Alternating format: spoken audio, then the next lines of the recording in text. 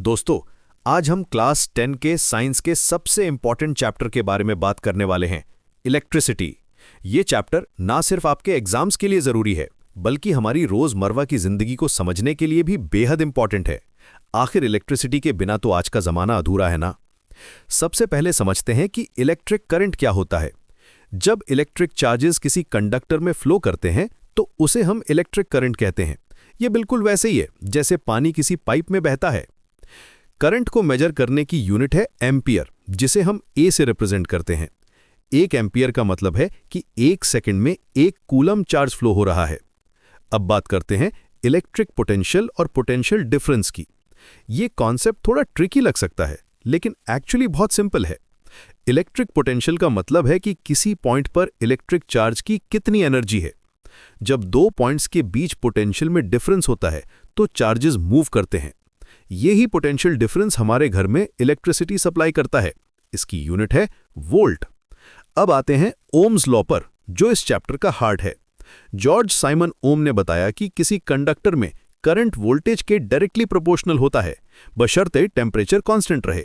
Formula है V = I × R, जहां V है वोल्टेज, I है करंट और R है रेजिस्टेंस। ये लॉ इलेक्ट्रिकल सर्किट्स को समझने की है। रेजिस्टेंस एक बहुत इंपॉर्टेंट कॉन्सेप्ट है। ये करंट के फ्लो में ऑपोजिशन करता है। जैसे पानी के पाइप में कोई ब्लॉकेज हो तो पानी का फ्लो स्लो हो जाता है, वैसे ही रेजिस्टेंस करंट के फ्लो को कंट्रोल करता है। रेजिस्टेंस की यूनिट है ओम, जिसे ग्रीक लेटर ओमेगा से रिप्रेजेंट करते हैं। रेजिस्टेंस कई फैक्टर्स पर डिपेंड करता है। पहला है मटेरियल का टाइप।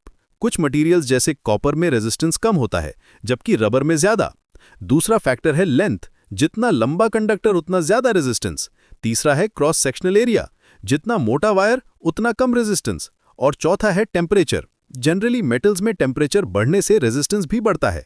रेजिस्टिविटी एक मटेरियल प्रॉपर्टी है जो बताती है कि कोई मटेरियल करंट को कितना अपोज करती है। ये रेजिस्टेंस से अलग है क्योंकि ये मटेरियल की इनहेरेंट प्रॉपर्टी है, साइज या शेप पर डिपेंड नहीं करती। अब समझते हैं रेजिस्टर्स के कॉम्बिनेशंस। जब हम रेजिस्टर्स को सीरीज में कनेक्ट करते हैं तो टोटल रेजिस्टेंस सभी इंडिविजुअल रेजिस्टेंसेस का सम होता है। फॉर्मूला है R total = R1 + R2 + R3। Series combination में सभी रेजिस्टर्स से सेम करंट फ्लो होता है, लेकिन वोल्टेज डिवाइड हो जाता है। पैरेलल कॉम्बिनेशन में बात अलग है। यहाँ टोटल रेजिस्टेंस का रेसिप्रोकल इंडिविजुअल रेजिस्टेंसेस के रेसिप्रोकल्स का सम होता है।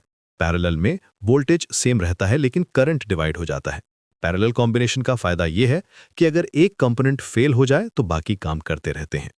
Heating effect of electric current भी एक फैसिनेटिंग टॉपिक है। जब करंट किसी रेजिस्टर से फ्लो करता है तो इलेक्ट्रिकल एनर्जी हीट एनर्जी में कन्वर्ट हो जाती है। जूल्स लॉ के अनुसार हीट प्रोड्यूस्ड करंट के स्क्वायर के प्रोपोर्शनल होता है। फॉर्मूला है H = I² × R × T। यही प्रिंसिपल हमारे इलेक्ट्रिक हीटर्स, आयरन्स और बल्ब्स में यूज होता है। इलेक्ट्रिक पावर बताता है कि कितनी फास्ट एनर्जी कंज्यूम या प्रोड्यूस हो रही है। Power equals voltage into current या P = V × I। हम इसे वॉट्स में मेजर करते हैं। आपके घर का इलेक्ट्रिसिटी बिल भी पावर कंजम्पशन के बेसिस पर ही आता है। इन सभी कॉन्सेप्ट्स को समझना आपके लिए बहुत ज़रूरी है, क्योंकि ये न सिर्फ एग्जाम्स में काम आएंगे बल्कि आपको इलेक्ट्रिकल अप्लायंसेस और सर्किट्स को समझने में भी हेल्प करेंगे। प्रैक्टिस करते रहिए, न्यूमेरिकल प्रॉब्लम्स सॉल्व करते रहिए और हमेशा याद रखिए कि साइंस में कॉन्सेप्ट क्लियर करना सबसे इंपॉर्टेंट है।